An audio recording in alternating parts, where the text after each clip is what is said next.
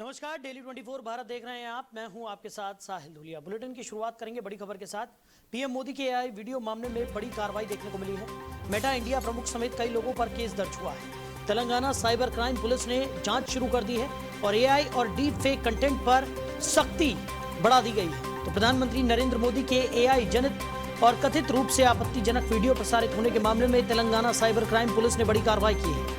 इस मामले में मेटा इंडिया के प्रमुख समेत कई फेसबुक और इंस्टाग्राम अकाउंट संचालकों के खिलाफ मामला दर्ज किया गया है।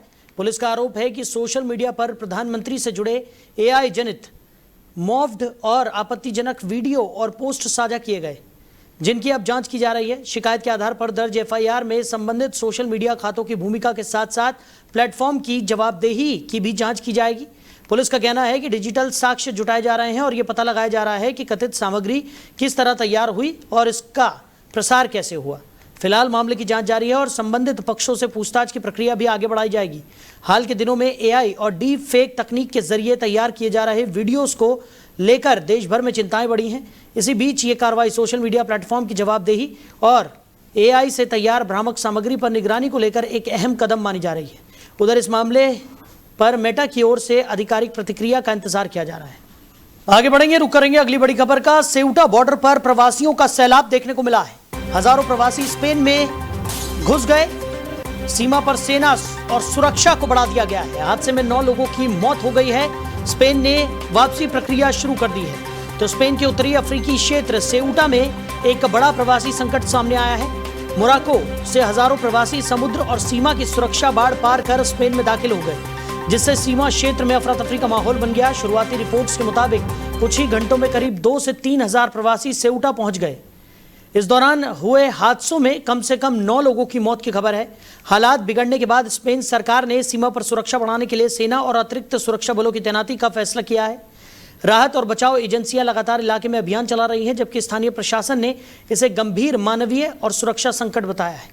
सेउटा के शरण केंद्र अपनी क्षमता से कहीं ज्यादा भर चुके हैं और बड़ी संख्या में लोगों को खुले में रहने के लिए मजबूर होना पड़ रहा है। स्पेन सरकार का कहना है कि अवैध रूप से सीमा पार करने वालों को वापस भेजने की प्रक्रिया शुरू की जाएगी। वहीं मोरक्को के साथ मिलकर सीमा पर हालात सामान्य करने की कोशिशें भी तेज कर दी गई हैं। वर्ष 2021 के बाद इसे सेउटा का सबसे बड़ा प्रवासी संकट माना जा रहा है, जिसने एक बार फिर यूरोप में सीमा सुरक्षा और अवैध प्रवासन को लेकर बहस तेज कर दी है। वहीं भारतीय जनता पार्टी को लेकर एक बड़ी राजनीतिक खबर सामने आई है। पार्टी के राष्ट्रीय प्रवक्ता शहजाद पूनेवाला ने भाजपा से इस्तीफा दे दिया है। रिपोर्ट के मुताबिक शहजाद ने अपना इस्तीफा पार्टी नेतृत्व को भेज दिया है और इसके तुरंत बाद अपने सोशल मीडिया प्रोफाइल से भी बीजेपी शब्द को हटा दिया है। हालांकि उन्होंने खुद को अब भी प्रधानमंत्री नरेंद्र मोदी का जीवन समर्थक और भारतीय बताया है। शहजाद पूनेवाला कांग्रेस छोड़कर भाजपा में शामिल हुए थे और पिछले कुछ वर्षों में पार्टी के सबसे मुखर प्रवक्ताओं में गिने जाते हैं। तो फिलहाल उनके इस्तीफे की वजह को लेकर कोई आधिकारिक जानकारी सामने नहीं आई है। वहीं भाजपा की ओर से भी इस घटनाक्रम पर अब तक कोई आधिकारिक बयान जारी नहीं किया गया है। ऐसे में उनके अचानक इस्तीफे ने राजनीतिक गलियारों में कई तरह की अटकलों को जन्म दे दिया है। अब सभी की नज़र इस बात पर है कि शहजाद पूनेवाला अपने अगले राजनीतिक कदम को लेकर क्या फैसला लेते हैं और भाजपा इस पूरे घटनाक्रम पर क्या प्रतिक्रिया देती है। वहीं संसद के मॉनसून सत्र के दौरान लोकसभा में नेता प्रतिपक्ष राहुल गांधी के भाषण को लेकर नया विवाद खड़ा हो गया है। केंद्रीय मंत्री अनुराग ठाकुर ने लोकसभा अध्यक्ष को विशेषाधिकार हनन का नोटिस सौंपते हुए राहुल गांधी पर सदन में कथित रूप से आपत्तिजनक और असंसदीय भाषा के इस्तेमाल का आरोप लगाया। नोटिस में कहा गया है कि राहुल गांधी ने अपने भाषण के दौरान ऐसे शब्दों का प्रयोग किया जो संसद की गरिमा और सदन के नियमों के खिलाफ है। अनुराग ठाकुर ने इस मामले में नियमों के तहत कार्रवाई की मांग की है।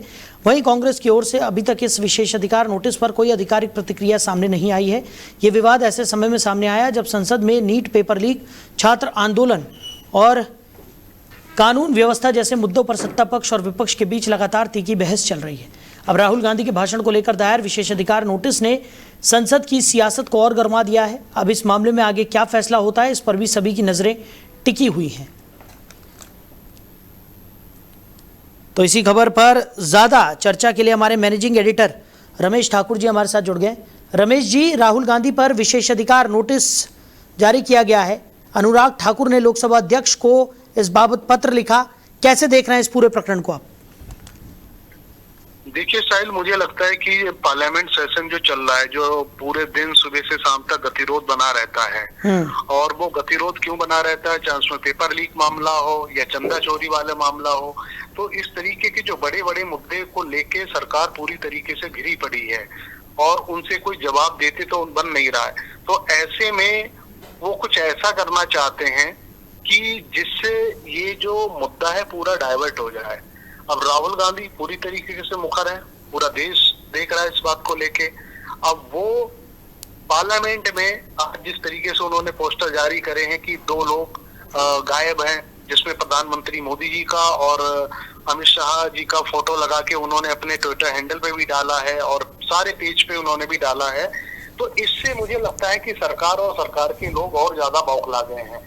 तो आनंद फानन में उन्होंने ये चीजें देखी कि क्यों ना इस तरीके का विशेषाधिकार हनन के मामले में इनको नोटिस दिए जाए लोकसभा को, ताकि इस पे चर्चाएं हो और जिसमें हम ये कह सके कि देश का एलओपी क्या इस तरीके की छोटी हरकतें कर सकता है या इस तरीके की वार्तालाप कर सकता है। लेकिन दूसरी तरफ जब हम देखें तो जाहिर सी बात है, ये लगेगा आपको कि बचकानी हरकतें कांग्रेस की तरफ से, राहुल गांधी की तरफ से और पूरे विपक्ष की तरफ से अब की जाने लगी हैं। जब आपके पास मुद्दे बहुतेरे हैं, ऐसे मुद्दे हैं जिन के मुद्दों पे आप बातचीत कर सकते हो और उनका ध्यान आकर्षण भी कर सकते हो, और नई बात अगर वो कर रहे हैं, भाग रहे हैं, तो इसकी कार्रवाई भी तो पूरा देश हिंदुस्तान देख रहा है। लेकिन ऐसे में मुझे लग रहा है कि इनको थोड़ा सा सावधानी बरतनी चाहिए और ऐसी कोई हरकत नहीं करनी चाहिए जो इन्हीं के लिए भारी पड़ जाए। जी। लेकिन जिस तरीके का गतिरोध सदन में देखने को मिल रहा है, क्योंकि एक तरफ विपक्षी दल हैं जो पहले चर्चा की मांग करते हैं और जब चर्चा की बात निकलकर सामने आती है तो खूब हो हल्ला हम सदन में देख ही रहे हैं, कार्रवाई को बार बार स्थगित भी करना पड़ रहा है। कोई भी सकारात्मक चर्चा होती हुई तो सदन में नजर नहीं आ रही है, चाहे वो विपक्ष की गलती हो या पक्ष की गलती हो। लेकिन हम लगातार ये देख रहे हैं कि तमाम मुद्दे उठाए जाते हैं, लेकिन उन मुद्दों पर कोई सकारात्मक चर्चा किसी भी एंगल से होती हुई सदन में इस वक्त नजर नहीं आ रही। जनता की गाड़ी कमाई का पूरा नुकसान यहां पर होता हुआ नजर आ रहा है और टकराव जो है उसकी स्थिति और ज्यादा तेज होती हुई दिखाई पड़ रही है। देखिए, जनता के पैसों की जहां तक आप बात कर रहे हो, अगर उनकी परवाह होती दोनों पोजीशन को भी अपोजिशन को भी, तो मुझे लगता है इस तरीके की चीजें नहीं होती। किसी को परवाह नहीं है, ना इधर वालों को है ना उधर वालों को है। अब आप 1 घंटे की कार्रवाई की अगर इसको अगर निकालोगे, खर्च निकालोगे, तो ऐसा आपको लगेगा कि मतलब कल्पनाओं से भी विपरीत आपको दिखाई देगा। बिल्कुल लाखों का, करोड़ों का खर्च 24 घंटे की कार्रवाई में आपको दिखाई देगा, लेकिन परवाह किसी को नहीं है। और दूसरी बात देखो, अकाउंटेबिलिटी यहाँ पे सरकार की बनती है। अगर अपोजिशन किसी चीज को क्रिटिसाइज करता है तो उसकी क्रिटिसिज्म को आपको सुनना पड़ेगा और सहन करना पड़ेगा, ना कि आप उल्टी तरीके से उसको काउंटर करोगे। अगर आपको काउंटर करना है तो तथ्यों के साथ में और तथ्यात्मक मुद्दों के साथ में, एविडेंस के साथ में आपको करना है। जब उन्होंने कह दिया कि पेपर लीक क्यों हुआ, तो इधर से कहा जाता तुमने भी तो पेपर लीक करवाए थे अपने जमाने में। तो ये तो कोई मुकम्मल जवाब नहीं हुआ। अब बात आ जाती है यहाँ पे कि देश में बहुत बड़े मुद्दे हैं जिसको लेके प्रधानमंत्री मुखर हैं, लेकिन वो उनकी मुखरता सिर्फ रात में दिखाई देती है। रात के जब हम लोग सोते होते हैं 12-1-2 बजे, वो एक वीडियो जारी करते हैं इंस्टाग्राम पे और उसमें अपनी बात कह देते हैं। लेकिन उन बातों में भी कई सारी ऐसी चीजें मिसिंग हैं जिन पे विपक्ष जवाब चाहता है। अगर वीडियो के जरिए ही अगर उन सारी बातों को अगर बिंदुवार तरीके से अगर वो कह दें, तो मुझे लगता है गतिरोध फिर भी खत्म हो जाएगा, लेकिन वैसा नहीं किया जा रहा है।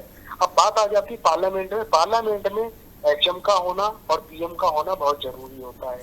जब बड़े मुद्दे हैं, जब मंत्रियों से नहीं सुलझ पाते हैं, कल जेपी नड्डा साहब ने कह दिया किसी मुद्दे को लेके कि ये मुद्दा मेरे हाथ से निकल गया, मेरी भूमिकाएं बदल गई हैं। अब आप किसको कहोगे, जबकि जिम्मेदारी आपने मुखरता से बोलने के लिए जेपी नड्डा साहब को आगे किया हुआ है, या फिर दूसरे किरण रिजिजू। ये 2 लोग हैं और इन दोनों के विभाग हैं बिल्कुल अलग हैं। इन मुद्दों से कोई वास्ता नहीं रखते हैं। इस मुद्दों से वास्ता किसका था? शिक्षा मंत्रालय जो है, और वो धर्मेंद्र प्रधान की पहला जोशी आ गया, पहला जोशी भी इस मुद्दे पे नहीं बोल रहे। और कानून बनना है, कानून के लिए आप अर्जुन मेघवाल को भी आगे करिएगा, वो भी नहीं बोल पा रहे। बात सिर्फ ये आ जाती है कि रेलेवेंट मुद्दे से रेलेवेंट व्यक्ति को क्यों नहीं सामने किया जा रहा है, ये सबसे बड़ा सवाल बना हुआ है। ठीक है, लेकिन इसके साथ साथ एक संसदीय गरिमा होती है, एक संसदीय भाषा होती है, लेकिन विपक्ष हर बार की तरह इस बार भी असंसदीय भाषा के इस्तेमाल करता हुआ नजर आया है और उसी को लेकर अब पक्ष जो है वो इस बात का मुद्दा उठा रहा है। अनुराग ठाकुर ने अध्यक्ष को पत्र लिख दिया है, अब उनके खिलाफ कार्रवाई की मांग भी यहाँ पर की जा रही है। तो बार बार इस तरीके की चीज़ें देखने में हमें ये लगता है कि अगर संसद में मर्यादित भाषा का इस्तेमाल करते हुए अगर विपक्ष कोई मुद्दा उठाता है तो सकारात्मक चर्चा होने की उम्मीद ज़्यादा है। आपको नहीं लगता? नहीं, बिल्कुल लगता है, क्यों नहीं लगता है। हम देश के नागरिक हैं, लगता है। और शब्द और सभ्यता का हमेशा हम लोग पक्षधर रहे हैं। हम नहीं चाहते कि सड़क की बातें संसद में जाए। अब जब राहुल गांधी ने अंधभक्त इडियट वगैरह कहा, बिल्कुल नहीं कहना चाहिए था। ये आपकी आम बोलचाल की भाषा में तो शामिल हो सकता है, रैलियों में तो आप कह सकते हो, लेकिन आपको संसद की गरिमा का ख्याल रखना पड़ेगा। अब जब आप ख्याल नहीं रखोगे तो आपके इन वर्डों को तो भाई पकड़ लेंगे। और यही तो चाह रहे हैं कि राहुल गांधी के मुंह से कोई ऐसी बात निकले या फिर मल्लिकार्जुन खड़गे साहब से सोनिया गांधी, प्रियंका गांधी, इन बड़े चेहरों के मुंह से कोई बात निकले, हम उस बात को पकड़ के बखेड़ा खड़ा करें। उस बखेड़े से फायदा ये होगा कि जो मेन मुद्दे हैं उससे इनका ध्यान बढ़ जाएगा और मुद्दा पूरी तरीके से डाइवर्ट हो जाएंगे। तो इन चीजों को लेके हालांकि कांग्रेस और उनका जो पूरा सिस्टम, इकोसिस्टम है, उस बात को लेके आश्वासित है। उस बात को लेके पहले से कहता कि हम तो पार्लियामेंट सेशन में जब जाएंगे, जो अनपार्लियामेंट्री जो वर्ड हैं जिसको अंकित किया गया है कि इनका शब्दावली का इस्तेमाल नहीं करना है, उससे बचना है। बावजूद भी अपनी लैंग्वेज में, अपनी बोलचाल की भाषा में उनको आप शामिल कर देते हो। जब शामिल करते हो तो जाहिर सी बात है सामने वाला कान पकड़ रहेगा आपके। और रही बात सिर्फ इस तरफ भी अगर आप आ जाएं तो मुझे लगता है कि कसर कोई नहीं छोड़ रहा है दोनों तरफ से। इधर भी शब्दावली गलत कही जा रही है और उधर भी अनपार्लियामेंट्री शब्दों का इस्तेमाल किया जा रहा है। देखिए, सुधार तो आपको करना पड़ेगा। सुधार जब नहीं करेंगे, और पहली जिम्मेदारी बनती है हुकूमत की। जो हुकूमत को जो रूल करता है जो पार्टी, मुझे लगता है उनको सबसे पहले इन चीजों पे बोलना चाहिए। और जब प्रधानमंत्री अगर साहिब अगर किसी मुद्दे पे बोलते हैं तो लोग सुनते हैं, आज भी सुनते हैं और उनकी बातों को गंभीरता से लेके फिर उसको अमल भी करते हैं। तो कल से ये लग रहा है, कल से क्या, अब दूसरा हफ्ता जो पार्लियामेंट सेशन का स्टार्ट अब सोमवार से हुआ है और आज शुक्रवार है, इस बीच में प्रधानमंत्री की आमदगी पूरे पार्लियामेंट सेशन में नहीं दिखाई दी जितनी चाहिए। पार्लियामेंट सेशन में आके और विशेष टाइम लेके, हालांकि प्रधानमंत्री जब बोलते हैं तो अनलिमिटेड टाइम होता है उनके लिए, कोई ऐसी कोई समय सीमा नहीं रहती है, लेकिन उसमें आके ये संबोधित करें देश के नाम और विपक्ष को भी आईना दिखाएं कि आप बेवजह के मुद्दे को मत उठाएं। और ये जो संसद है वो देश की जनता के लिए, ना कि आपके लिए, ना कि हमारे लिए। तो इस तरीके से अगर ये बातें कहें तो ये जो गतिरोध जो हुआ है, आई एम श्योर ये खत्म हो जाएगा। चलिए रमेश जी, हमारे साथ जुड़ने के लिए, इस तमाम चर्चा के लिए आपका बहुत शुक्रिया।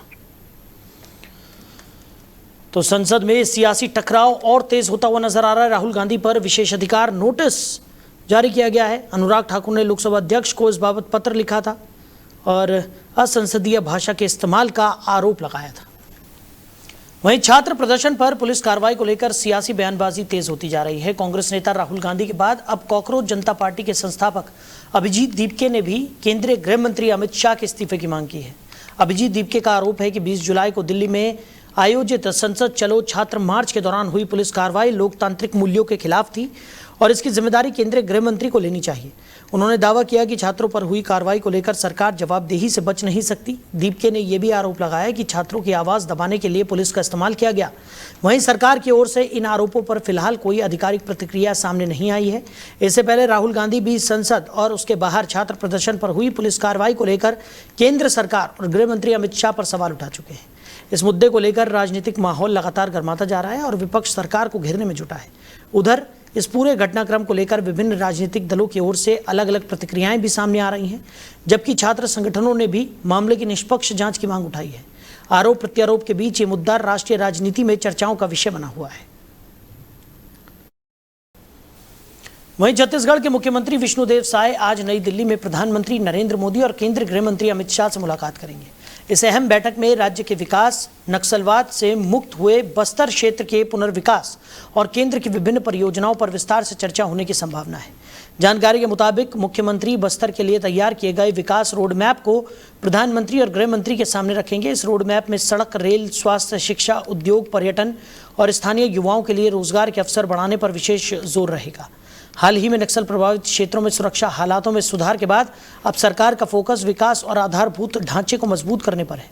मुख्यमंत्री विष्णुदेव साय इससे पहले केंद्रीय रेल मंत्री अश्विनी वैष्णव से भी मुलाकात कर राज्य की लंबित रेल परियोजनाओं और नई रेल लाइनों पर चर्चा कर चुके हैं। माना जा रहा है कि प्रधानमंत्री और गृह मंत्री के साथ होने वाली बैठक में केंद्र और राज्य के बीच समन्वय को और मजबूत करने के साथ साथ बस्तर के दीर्घकालिक विकास की रणनीति को अंतिम रूप दिया जा सकता है। इस बैठक को छत्तीसगढ़ के विकास एजेंडे और नक्सलवाद के बाद के नए दौर की दिशा तय करने के लिहाज से काफी महत्वपूर्ण माना जा रहा है। वहीं राज्यसभा में नीट पेपर लीक मुद्दे पर चर्चा के दौरान भाजपा सांसद राघव चड्ढा का बयान चर्चाओं का विषय बन गया। सदन में बोलते हुए उन्होंने कहा कि पहले सवाल मेरा हथियार था, अब समाधान मेरी जिम्मेदारी है।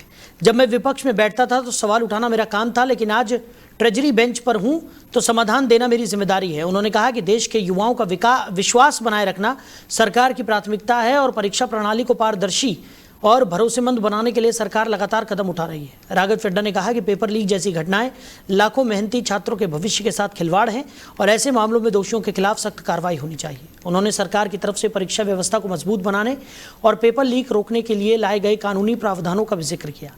नीट पेपर लीक को लेकर संसद में सत्ता पक्ष और विपक्ष के बीच लगातार बहस जारी है। सरकार का कहना है कि परीक्षा प्रणाली को सुरक्षित बनाने के लिए ठोस कदम उठाए जा रहे हैं, जबकि विपक्ष इस मुद्दे पर सरकार को लगातार घेर रहा है। I'll just take one more minute. Sir, अंत में मैं अपने वेल विशर्स को भी कुछ कहना चाहूंगा जो पिछले कुछ समय से मुझे कह रहे थे कि राघव आप नीट के इशू पर कब बोलोगे, आपको हम सुनना चाहते हैं। मैं बड़ी हम्बली कहना चाहता हूं सर, जब मैं ऑपोजिशन में बैठता था तब सवाल मेरा हथियार था, आज मैं ट्रेजरी बेंचेस पर बैठता हूं, आज सोल्यूशन मेरी जिम्मेदारी है। मैं भी रोज कैमरे के सामने आकर साउंड बाइट दे सकता था, लेकिन मुझे हेडलाइन नहीं सर, मुझे आउटकम चाहिए। और जब मैं ऑपोजिशन में था तब मेरा काम इशू रेस करना और सवाल उठाना था, और पूरा सदन और आप जानते हैं मैंने वो काम पूरी ईमानदारी से किया। लेकिन आज मेरा रोल कैमरा के सामने अटेंडेंस लगाने का नहीं है, मेरा role is my focus is to fix the system. इसीलिए मैंने अपने आप से एक वादा किया, I made a promise to myself कि मैं इस मुद्दे पर पार्लियामेंट में बोलूंगा, और उस दिन बोलूंगा जिस दिन हम प्रॉब्लम सॉल्व कर रहे होंगे, सोल्यूशन लेकर आएंगे, when the system is getting fixed. And today is that historic day when the system is getting fixed. और सर, बिकॉज आज जो reform, I'll just take one more minute. Sir, अंत में मैं अपने वेल विशर्स को भी कुछ कहना चाहूंगा जो पिछले कुछ अयोध्या के राम मंदिर में दान गिनती प्रक्रिया को अब और अधिक पारदर्शी और सुरक्षित बनाया जा रहा है। हाल ही में सामने आए कथित दान चोरी के मामले के बाद श्री राम जन्मभूमि तीर्थ क्षेत्र ट्रस्ट ने बड़ा फैसला लेते हुए अब दान पात्रों से निकली नकदी और अन्य चढ़ावे की पूरी गिनती प्रक्रिया की वीडियोग्राफी अनिवार्य कर दी है। इसके साथ ही गिनती कक्ष में दोहरी सुरक्षा व्यवस्था लागू की गई है। जानकारी के मुताबिक अब दान गिनती कक्ष में प्रवेश से पहले कर्मचारियों की अनिवार्य तलाशी ली जाएगी और केवल अधिकृत कर्मचारियों को ही अंदर जाने की अनुमति होगी। पूरी प्रक्रिया की वीडियोग्राफी के साथ साथ सीसीटीवी निगरानी भी पहले से अधिक सख्त कर दी गई है। ट्रस्ट का कहना है कि इन कदमों का उद्देश्य श्रद्धालुओं के दान की सुरक्षा सुनिश्चित करना और पूरी प्रक्रिया में पारदर्शिता बनाए रखना है। इससे पहले दान गिनती के दौरान कथित अनियमितताओं के मामले सामने आने के बाद जांच जारी है और इसी के मद्देनजर सुरक्षा व्यवस्था को और मजबूत किया गया है। मंदिर प्रशासन का कहना है कि श्रद्धालुओं का विश्वास सर्वोपरि है और दान की एक एक राशि की सुरक्षित और पारदर्शी तरीके से गणना सुनिश्चित की जाएगी। इस नए नियमों को लागू होने के बाद अब दान गिनती की पूरी प्रक्रिया कैमरों की निगरानी में रिकॉर्ड होगी। वहीं महाराष्ट्र के ठाणे जिले के भिवंडी से एक दर्दनाक हादसे की खबर सामने आई है, जहां 4 मंजिला रिहायशी इमारत अचानक भरभरा कर गिर गई। हादसे में अब तक 3 लोगों की मौत की पुष्टि हुई है, जबकि कई लोगों के अब भी मलबे में दबे होने की आशंका जताई जा रही है। यह हादसा गुरुवार देर रात हुआ, जिसके बाद पूरे इलाके में अफरा तफरी मच गई। सूचना मिलते ही एनडीआरएफ, पुलिस, दमकल विभाग और स्थानीय प्रशासन की टीमें मौके पर पहुंची और युद्ध स्तर पर राहत एवं बचाव अभियान शुरू कर दिया गया। मलबा हटाने के लिए पोकलेन मशीनों और आधुनिक उपकरणों का इस्तेमाल किया जा रहा है। शुरुआती जानकारी के मुताबिक हादसे के समय इमारत में मरम्मत का काम चल रहा था और इसी दौरान कुछ पिलर टूटने से इमारत की नींव कमजोर हो गई, जिसके बाद पूरी इमारत ढह गई। स्थानीय लोगों का कहना है कि इमारत गिरने से पहले तेज आवाज़ सुनाई दी, जिससे कुछ लोग समय रहते बाहर निकल आए, लेकिन कई लोग मलबे में फंस गए। राहत दल लगातार मलबे में फंसे लोगों की तलाश कर रहे हैं और घायलों को अस्पताल पहुंचाया जा रहा है। प्रशासन ने आसपास के इलाकों को खाली कराकर सुरक्षा घेरा बना दिया है। फिलहाल राहत और बचाव अभियान जारी है और मलबे में फंसे लोगों को सुरक्षित निकालना प्रशासन की पहली प्राथमिकता है। हादसे के कारणों की विस्तृत जांच भी शुरू कर दी गई है। बीच सियासी और किसान संगठनों का विरोध तेज हो गया है। कावेरी जल प्रबंधन प्राधिकरण की तरफ से तमिलनाडु को पानी छोड़ने के निर्देश के बाद कर्नाटक के मांड्या में भारतीय जनता पार्टी और किसान संगठनों ने सरकार के खिलाफ बड़ा प्रदर्शन किया। प्रदर्शन का नेतृत्व भाजपा प्रदेश अध्यक्ष वी.वाई. विजयेंद्र और विधानसभा में नेता प्रतिपक्ष आर. अशोक ने किया। प्रदर्शनकारियों का आरोप है कि राज्य सरकार किसानों के हितों की रक्षा करने में विफल रही है और ऐसे समय में जब कर्नाटक के कई हिस्सों में जल संकट बना हुआ है, तमिलनाडु को पानी छोड़ना किसानों के साथ अन्याय है। प्रदर्शन के दौरान बड़ी संख्या में किसान और भाजपा कार्यकर्ता शामिल हुए और सरकार के खिलाफ नारेबाजी की।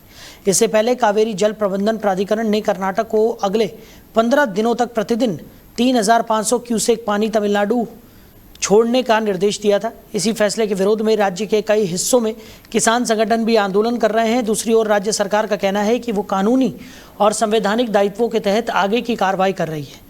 कावेरी जल बंटवारे को लेकर दोनों राज्यों के बीच लंबे समय से विवाद चल रहा है और हर बार पानी छोड़ने के आदेश के बाद ये मुद्दा राजनीतिक और सामाजिक रूप से गर्मा जाता है। वहीं कर्नाटक की राजधानी बेंगलुरु में मतदाता सूची के विशेष गहन पुनर्निरीक्षण यानी कि SIR अभियान के दौरान सरकारी अधिकारियों पर हमले का मामला सामने आया है। देवर जीवनहल्ली इलाके में सर्वे के लिए पहुंची सरकारी टीम के साथ कुछ लोगों ने कथित तौर पर मारपीट की, जिसमें एक अधिकारी के चेहरे पर भी मुक्का मारा गया। घटना के बाद इलाके में कुछ देर के लिए तनाव का माहौल बन गया। सूचना मिलते ही पुलिस मौके पर पहुंची और मामले में त्वरित कार्रवाई करते हुए 2 आरोपियों को गिरफ्तार कर लिया। पुलिस के मुताबिक अधिकारी घर घर जाकर मतदाता सूची के सत्यापन का कार्य कर रहे थे, तभी कुछ लोगों ने उनका विरोध किया और विवाद बढ़ने पर हमला कर दिया। इस घटना में अधिकारी को मामूली चोटें आई है। पुलिस ने सरकारी कार्य में बाधा डालने और मारपीट समेत विभिन्न धाराओं में मामला दर्ज कर जांच शुरू कर दी है। प्रशासन ने साफ कहा है कि सरकारी कर्मचारियों पर हमला किसी भी स्थिति में बर्दाश्त नहीं किया जाएगा और दोषियों के खिलाफ सख्त कार्रवाई की जाएगी। वहीं अधिकारियों की सुरक्षा को लेकर भी आवश्यक कदम उठाए जा रहे हैं ताकि मतदाता सत्यापन अभियान बिना किसी बाधा के पूरा कराया जा सके। देश में पासपोर्ट रद्द होने के मामलों को लेकर एक दिलचस्प तस्वीर सामने आई है। विदेश मंत्रालय के हालिया आंकड़ों के अनुसार दिल्ली में पासपोर्ट रद्द होने की दर सबसे अधिक दर्ज की गई है। रिपोर्ट के मुताबिक राजधानी में जारी किए गए पासपोर्टों में से करीब 50% किसी न किसी कारण से बाद में रद्द किए गए। विशेषज्ञों का कहना है कि पासपोर्ट रद्द होने के पीछे कई वजह हो सकती है, जिनमें गलत जानकारी देकर पासपोर्ट बनवाना, फर्जी दस्तावेजों का इस्तेमाल, नागरिकता या पहचान से जुड़े विवाद, एक से अधिक पासपोर्ट रखना, अदालत या जांच एजेंसियों के आदेश तथा पासपोर्ट अधिनियम के प्रावधानों का उल्लंघन शामिल है। अधिकारियों के मुताबिक सुरक्षा व्यवस्था को मजबूत बनाने और दस्तावेजों की पारदर्शिता सुनिश्चित करने के लिए समय समय पर ऐसे मामलों की समीक्षा की जाती है और नियमों का उल्लंघन पाए जाने पर पासपोर्ट रद्द करने की कार्रवाई की जाती है। सरकार का कहना है कि पासपोर्ट आवेदन के समय सही और सत्यापित जानकारी देना बेहद ज़रूरी है। अगर जांच में किसी प्रकार की गड़बड़ी सामने आती है तो संबंधित व्यक्ति के खिलाफ कानूनी कार्रवाई भी की जा सकती है। ऐसे में पासपोर्ट बनवाते समय जानकारी पूरी तरह सही और प्रमाणित होना आवश्यक है। वहीं कॉमनवेल्थ गेम्स 2026 में भारत ने एथलेटिक्स में एक और पदक अपने नाम कर लिया है। महिला डिस्कस थ्रो स्पर्धा में भारत की सीमा काली रामना ने शानदार प्रदर्शन करते हुए 58.65 मीटर का सर्वश्रेष्ठ थ्रो फेंककर कांस्य पदक जीत लिया। इसके साथ ही भारत के पदकों की संख्या में एक और इजाफा हो गया है। वहीं भारत की दूसरी एथलीट निधि रानी भी पदक के बेहद करीब पहुंची, लेकिन चौथे स्थान पर रहने के कारण ये पोडियम पर जगह बनाने से चूक गई। सीमा काली रामना ने पूरे मुकाबले के दौरान लगातार दमदार प्रदर्शन किया और अपने सर्वश्रेष्ठ थ्रो के दम पर तीसरा स्थान हासिल किया। यह पदक भारत के लिए एथलेटिक्स में एक अहम उपलब्धि माना जा रहा है। कॉमनवेल्थ गेम्स के 8वें दिन भारत ने वेट लिफ्टिंग और एथलेटिक्स में लगातार अच्छे प्रदर्शन के साथ अपने अभियान को मजबूती दी है। सीमा की इस सफलता से भारतीय दल का मनोबल भी बढ़ा है और आने वाले मुकाबलों में देश को और पदकों की उम्मीद है। खेल विशेषज्ञों का मानना है कि भारतीय एथलीट इस बार कई स्पर्धाओं में मजबूत चुनौती पेश कर रहे हैं और अगले कुछ दिनों में भारत के पदकों की संख्या में और बढ़ोतरी हो सकती है। वहीं देश भर में मानसून एक बार फिर पूरी रफ्तार में नजर आ रहा है। भारतीय मौसम विज्ञान यानी कि IMD ने अगले कुछ दिनों के लिए कई राज्यों में भारी से बहुत भारी बारिश का अलर्ट जारी किया है। मौसम विभाग के मुताबिक 31 जुलाई से 5 अगस्त तक उत्तर पश्चिम मध्य और पूर्वोत्तर भारत के कई हिस्सों में तेज बारिश का दौर जारी रह सकता है। गुजरात के कई जिलों में 31 जुलाई और 1 अगस्त को बेहद भारी बारिश की चेतावनी दी गई है। वहीं हिमाचल प्रदेश, उत्तराखंड, पंजाब, हरियाणा, दिल्ली, एनसीआर और उत्तर प्रदेश के कई इलाकों में भी बारिश के साथ आंधी और बिजली गिरने की आशंका जताई गई है। इसके अलावा मध्य महाराष्ट्र, कोंकण, गोवा, बिहार, असम, मेघालय, अरुणाचल प्रदेश और पश्चिम बंगाल के कुछ हिस्सों में भी भारी बारिश का अनुमान है। मौसम विभाग ने लोगों से नदियों और नालों के किनारे जाने से बचने, पहाड़ी इलाकों में भूस्खलन की आशंका को देखते हुए सतर्क रहने और खराब मौसम के दौरान अनावश्यक यात्रा से बचने की सलाह दी है। प्रशासन को भी संभावित जलभराव, बाढ़ और भूस्खलन जैसी स्थितियों से निपटने के लिए सतर्क रहने के निर्देश दिए गए हैं। मौसम वैज्ञानिकों का कहना है कि सक्रिय मानसूनी सिस्टम के कारण अगले कुछ दिनों तक देश के कई हिस्सों में बारिश का सिलसिला जारी रहने की संभावना। तो फिलहाल इस बुलेटिन में मेरे साथ इतना ही। आप बने रहिए। नमस्कार।